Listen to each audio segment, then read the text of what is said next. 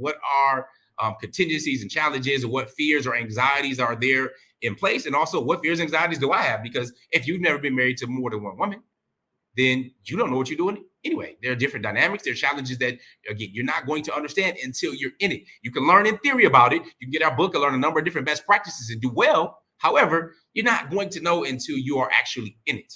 Warning, viewer discretion is advised. The content, views, and educational material you are about to experience could challenge your belief, trigger strong emotions, and frankly, piss you off. This isn't for everyone. If you're not ready to confront new ideas, or if your feelings bruise easily, this might be the time to click away. Expect to be challenged, to think, and you might even want to scream at the screen. Proceed with caution, and remember, you chose to be here. Let's get it. I'm going to start today and address something, again, that's extremely important. It's the truth that not many people want you to know about. And I'm going to let you know that I'm going to come out right away and just say it. It's communication. Now, you might be like, oh, yeah, communication, of course, communication, yada, yada, yada. All right, here's the thing. We communicate with ourselves more than anyone else. So there are a number of different types of communication. One, that conversation you have to have with yourself. First of all, as a man, 90% of success in polygyny is making sure you choose correctly. And that's pretty much for any marriage. A person will be like, yeah, it's important to choose correctly. It absolutely is. To choose correctly, because no matter what situations and challenges you may go through, any ups and downs or successes or failures, you know that you chose someone correctly. So for me, the very important decision I had to make is in choice and choosing who you are going to marry.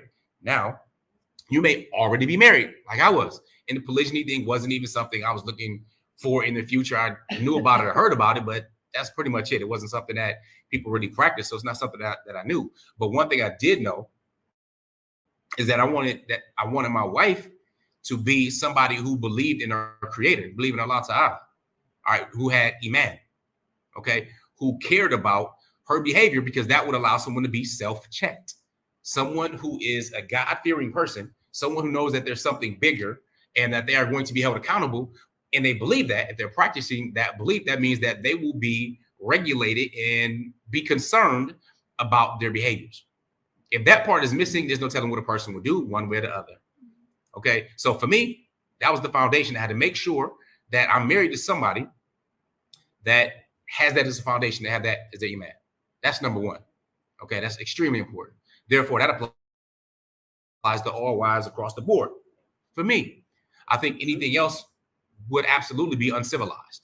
But that's my opinion. You can do whatever you like to do. But I'm letting you know what at least best practices are, because now when it comes to conversations or you hear things like, oh, that's below the belt, or that's evil, or that's this or that, or selfish. Well, many of those things come from the character of that individual. If that character doesn't have anything to tame it, or they don't feel that there's any repercussions for that behavior, whether in this life or the next, then you might just be ending up with something that's evil, and it is what it is. All right. So again, 90% of your success is going to come from the choice of women that you choose to marry, and knowing what values are important to you. Next part is communication. One, what is it that you're saying to yourself? Because the fact of the matter is, men lie all the time when it comes to polygyny. Now, it's not something that's necessarily malicious. A woman might ask her husband, if he's interested in polygyny. He might be interested in it, but nowhere near able to participate in it. So he doesn't see himself being able to participate in it. So he'll just simply respond, no, I'm not. Now, he's lying, because he probably, is interested in it, but that doesn't mean he's going to act on anything or even want to get into that discussion or anything like that at the time.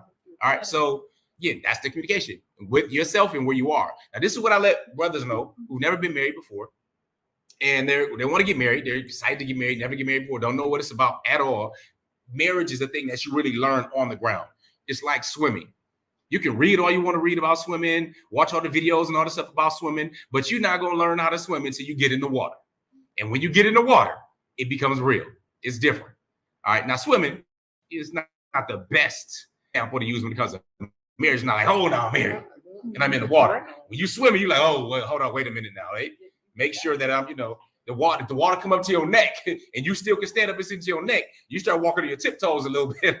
However, things that you learn in a marriage can't be learned outside of it. It's theoretical until you're in it, where it becomes practical in real life, and it becomes, something that you embody. All right. But now communication is very important. Now, some of you might have thought, oh yeah, men lie all the time. Some women say they want an honest man and want to know the truth. Okay. Let me let you know something. It sounds better than it is in reality. You're already on our channel and you see how we are empowering people when it comes to polygamy education. You may be wondering, what's the next step? Especially knowing that we are the authors of the book, Let's Talk Polygamy Uncensored. If you want to get off the emotional roller coaster, whether it's jealousy, insecurity, frustration, anger, maybe even guilt in some cases, you're going to want to pick up this book. Definitely wish I would have had this book back a while ago when we first embarked on polygyny. And you will learn a lot of things about minding your marriage and what that actually means, so you're not comparing your marriage to your co-wives or anybody else's for that matter. If you have heard, I'm not against polygamy, I just against when it's not done right, you want to learn how to do it right? This will teach you how to be more than twice the man you need to be to get it done. Let's talk polygamy.com. We look forward to shipping yours off to you. Give an example. Your mother might ask your father, hey baby, how do I look in this dress? Now your daddy might be like, girl, you look good in that dress. You know you look good. You have my eye. Ooh, just like way back in the, whatever, when we first got married.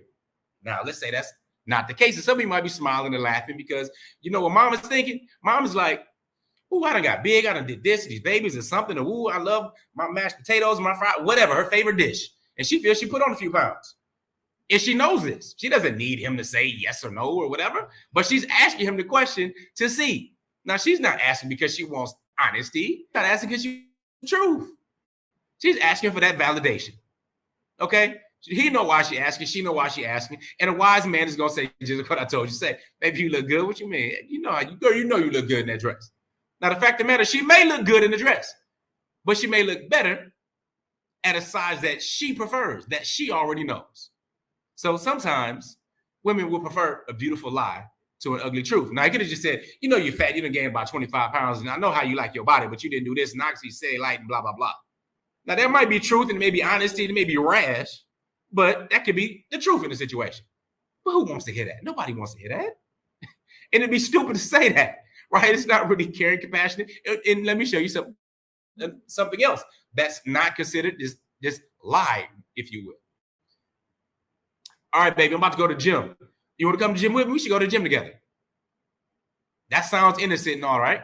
Now, she might hear exactly what your words say, but then she might also hear a totally different conversation with her communicating with herself. Is he saying I'm fat? Is he saying I'm out of shape and I can't do this? The husband didn't even say that. Man, father didn't say that at all. He just said, look, let's go to the gym together. He might be thinking that's a part of spending quality time because maybe he looked through the 5 love languages like, yo, I would like to do that. And, get my BDNF up, brain derived neurotropic factor up and so on, and sweat with my wife. And this type, he might be thinking that. But there's a whole nother conversation going on that you can't control that might be saying, hold on a minute. Is something wrong with me now? And now there's a little bit of friction. There's some challenges. There's some insecurities that's raised. All right. Again, basic stuff, but we as men need to know how that comes across. So when it comes to the polygyny discussion, just in general, you might have seen some of our videos where we role played some stuff or talked about some of the common ways of discussions can be brought up. One is knowing where you stand as a man.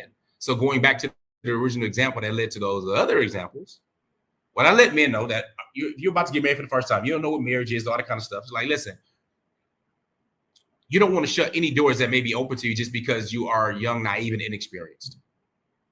You may not have the intention of practicing polygyny, but you don't even know what marriage is to begin with. So don't shut any doors that may be open to you and work to have that discussion.